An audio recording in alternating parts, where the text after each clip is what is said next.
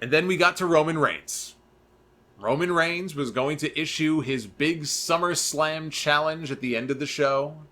We go backstage. Kayla Braxton is standing there waiting. And they did something they don't normally do. Normally, when they throw it to somebody in the back, it's the same shit.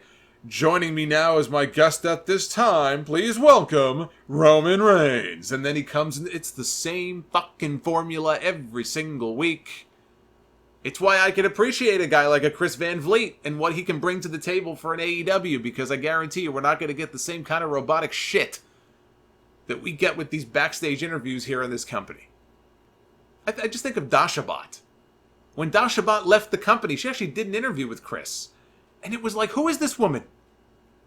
Why did we not get to see this woman in WWE? She's got personality, she's got charisma, she's so likable. Everything you would want rolled up into one. How come we didn't see this in WWE when she was there? No, we got Dasha Bot.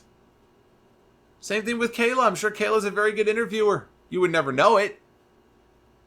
So that's normally what we would see.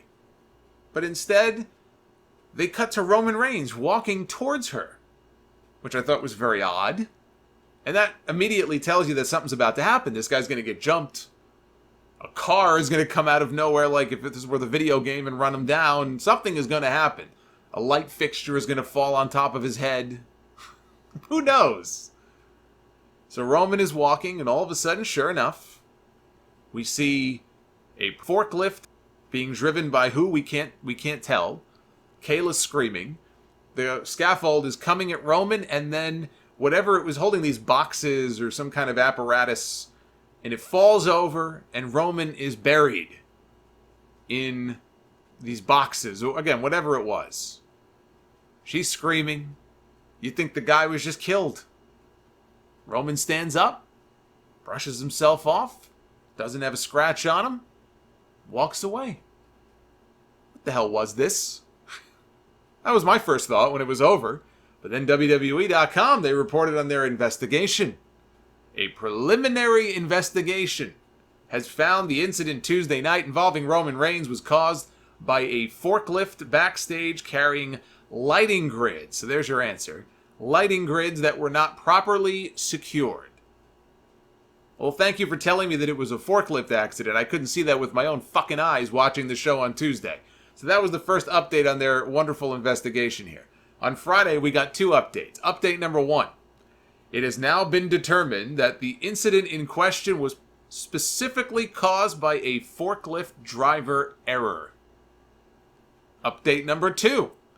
At this point, the identity of the forklift driver has not been determined. So let's try to understand this here. Cliffhangers really are generally a good idea for a television show.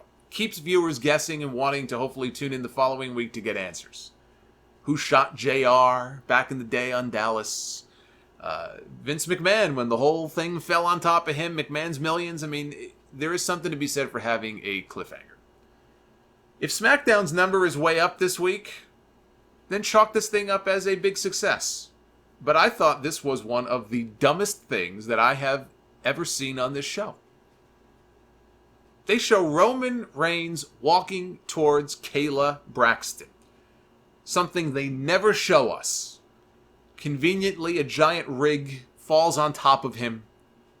He no-sells it. He immediately gets up and walks away. And now their website says that after further investigation, it was due to a forklift driver error. Well then, gee, case closed, I guess.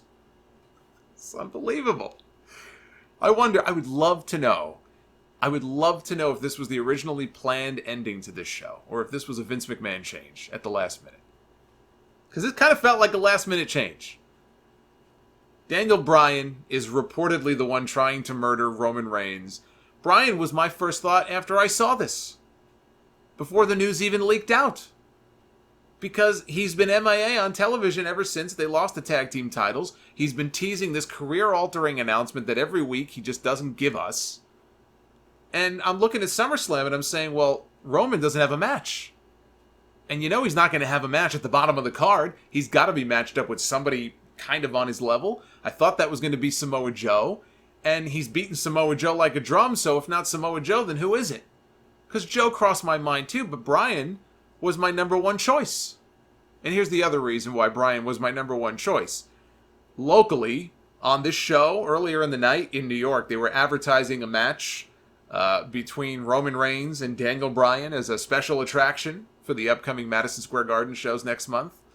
So that kind of made me think, well, maybe that's the next program. And Bryan hasn't been doing anything, so it's probably Daniel Bryan. Although I saw everybody talking about Buddy Murphy, and I was like, I could not control my laughter for all of the people who honestly thought that it was going to be Buddy Murphy. And yes, I saw Buddy Murphy in the background. I know he was there, and it would lead a normal person to understand that, hey, that must have been on purpose. He must have been there for a reason. It's a clue. It's going to be Buddy Murphy. You have not been around very long if you honestly believed that it was going to be Buddy Murphy, who has been on television one time since being drafted to Smackdown, and that was during a town hall talking to Shane McMahon.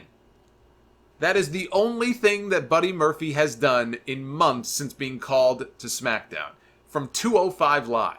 And you honestly believe that they're going to make a Buddy Murphy Roman Reigns match at SummerSlam? Maybe the report is wrong, and maybe it ends up being Buddy Murphy on TV this week, and you could all say, hey, Solomonster, you were wrong. But in the meantime, I'm going to laugh at all of you. You have permission to laugh at me if I end up with egg on my face this week. I don't think I will, so I will laugh at you. Really? Buddy Murphy? They're going to put Buddy Murphy in the spot of being Roman Reigns' big opponent at one of the biggest shows of the year? Are you out of your mind? Have you lost your mind? Daniel Bryan being in that spot, I like that. We have not seen a Daniel Bryan-Roman Reigns match since 2015. Roman won. He went on to WrestleMania to challenge Brock Lesnar. This is a very different time now. Daniel Bryan would, be the heel, and a lot of years have gone by.